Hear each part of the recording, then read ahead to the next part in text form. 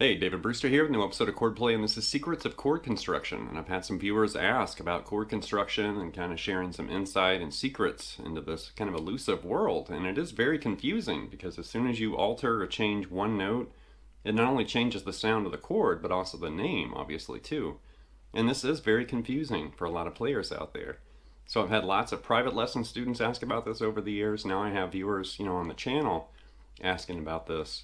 So if you're curious about chord construction and really want to make sense of this crazy chordal world, this episode's totally for you. With music and music theory, I always like to scale things down and look at things as simple or the easiest way to view things possible. And with certain things, you can make it very easy to understand and grab. Other things are just, inherently complicated and advanced, and you're going to have to wrap your fingers and your head around that material. But as far as the basics, chord construction, scales and modes and intervals and arpeggios and stuff, it's really not that hard. It's the advanced application of that material that makes it hard or confusing. But as far as chords, I think it's really beneficial. Just remember there's only 12 notes in music. In Western music, 12-tone music. I'm not talking about like Indian raga and microtonal music and stuff. I'm talking about just regular Western music. Think of the chromatic scale. And whatever key you put it in, that's going to show you all 12 tones or notes, in that key. So let's put this in the key of E, the easy key, and just look at an E chromatic scale right here. Just one octave right there, E chromatic. So it's really just E to E and every half step in between that octave. That's everything in the kitchen sink. So here's an image showing, basically the 12-tone chromatic scale in E.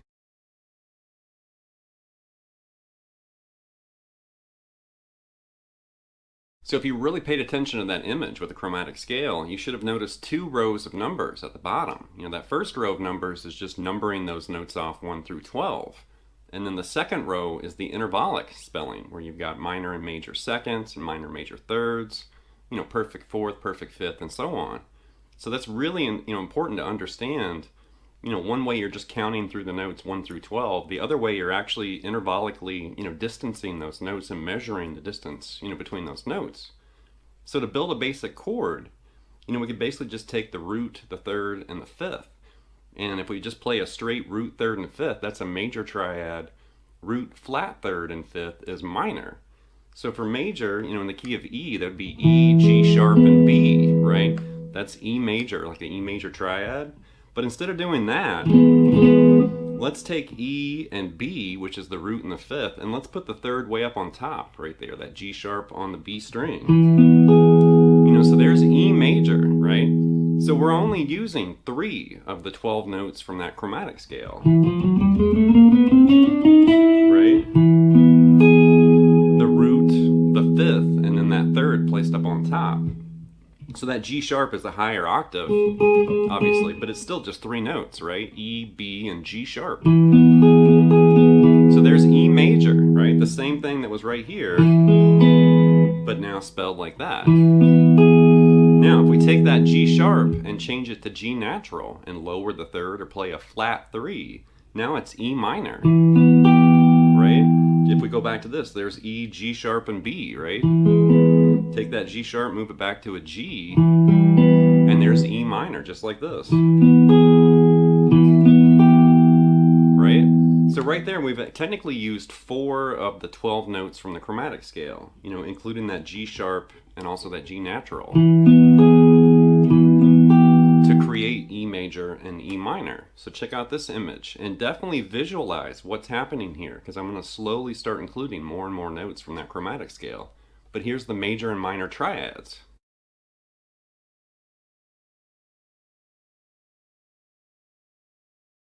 What about 7th chords? All right, so if we basically think about those notes and think about where those 7ths are, right? D natural and also D sharp, right? There's 2 different 7ths, in that scale. Right? So the first one, if we just take that major triad we played right here, there's E major. Now all we're going to do is add a D sharp right there on the G string, right there. And now that's magically E major 7, because we have a major 7th in that chord. You know, it's major, but also, you know, major 7. So E major 7, take that D sharp, move it back a half step. Now it's a flat 7, D natural, and now that's just E dominant 7 or E7, right? Just that one note change. E major 7, lower the 7th, now it's E7. Now let's take that G sharp and move it back to G like we had for the minor triad, and now it's an E minor 7. Right, so now we're just playing with the 7. You know, E major 7, E dominant 7, and E minor 7. Now here's another image showing what we're using from the chromatic scale.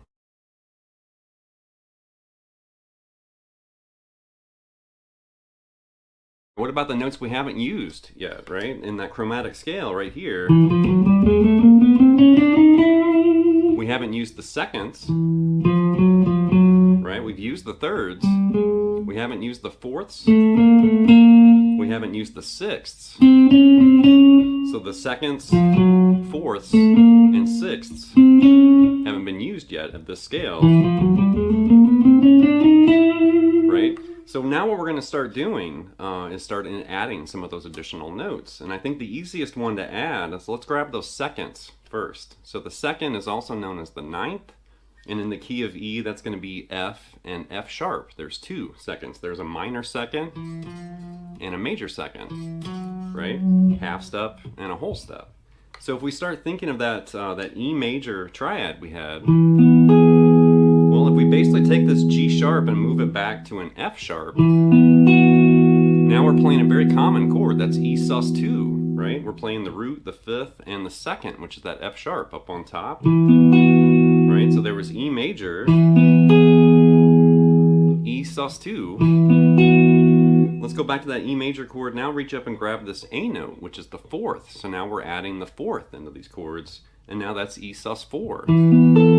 Right? So E major, E sus2, E sus4, E major.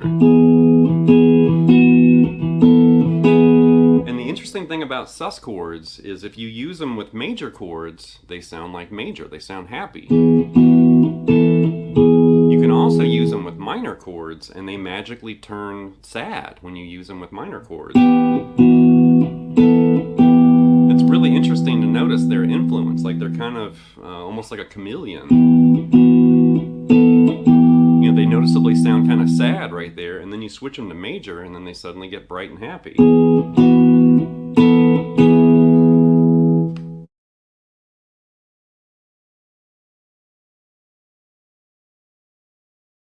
So far we looked at triads, seventh chords, and sus chords. So now let's take those seventh chords and start adding those sus notes to it, the second and the fourth. So if we start with, you know, E major 7, which we had earlier, take that, replace this G sharp and make it that F sharp back there, but keep everything else the same. Now it's an E major 7 sus2. Right? Take that chord, now add this A note, which is the fourth. Now it's E major 7 sus4. Right? So you have that. You know, interesting sound. Now go to the dominant 7th chord, that flat 7, change that D sharp to a D, start with E7. Take that G sharp, move it back to F sharp, now it's an E7 sus2. Take that, move it up to that A, now it's an E7 sus4. You know, really interesting.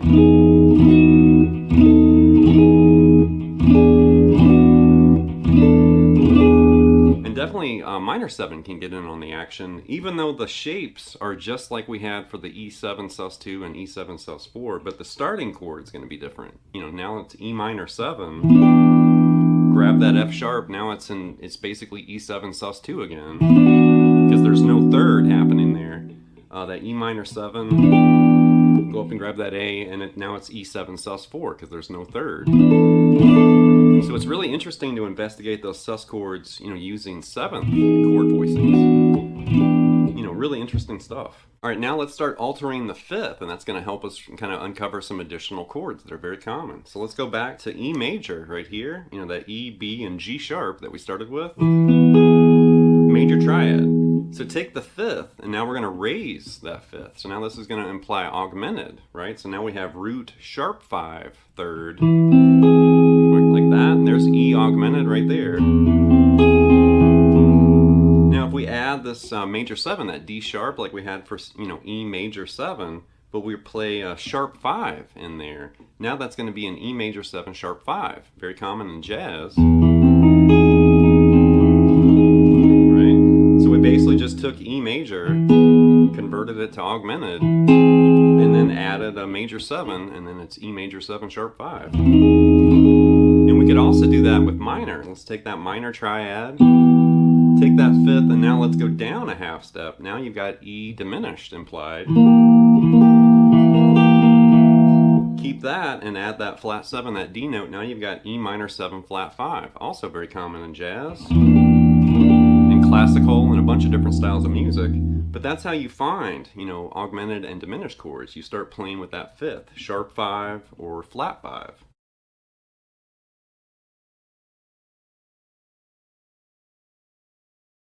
We played around with adding the second and the fourth, and we found those sus chords. So now let's start adding the sixth and see what happens to this. So if we take that major triad, let's take that B note, let's put it way up on top on the high E, like that. And then let's play with adding, basically the C note. So now we're going to have a fifth in the chord. So we can't really have, a fifth and a sharp 5 at the same time. So this, instead of it being a raised fifth, now it's just going to be a sixth, like a flat 6, and that's a C. So that's going to basically be, an E major flat 6. Now if we take that major 7, that G sharp, and move it to G natural, now it's an E minor flat 6. It's one of my favorite chords. I love that.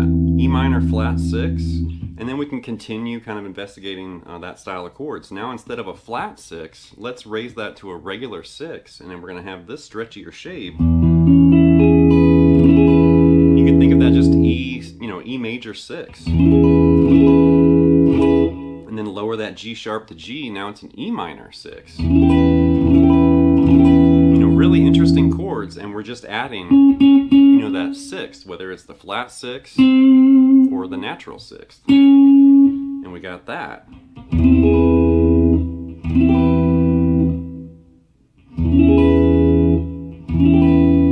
Interesting chords happening there for sure. Last but not least, I'm going to add the add 9 chords, and this is definitely one of my favorite chord types, and this episode is not complete. There are hundreds and hundreds of different chords floating around out there, but add 9 are very popular, very, very common, and I've featured them in other episodes, here on my channel.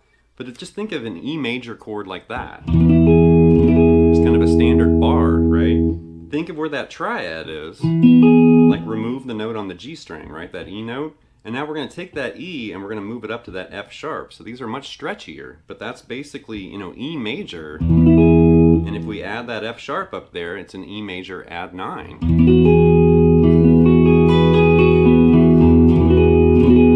Very cool chords. E major add 9. You could actually flip that over here, and now it's E minor if we change that G sharp to G natural. Now you've got that super spooky, E minor add 9. So there's major and minor right there. That's going to wrap this episode of Chordplay with this look at secrets of chord construction. Definitely, this is a heavy, heavy topic. There's a lot going on. And it does seem like with music theory, as soon as you open one door, then you suddenly discover there are 100 more doors to open. And then it continues like that. You open another door, and then you suddenly have 100 more doors. So it might seem overwhelming, like this impossible mountain you have to climb, but don't view it like that. Just take it pieces at a time.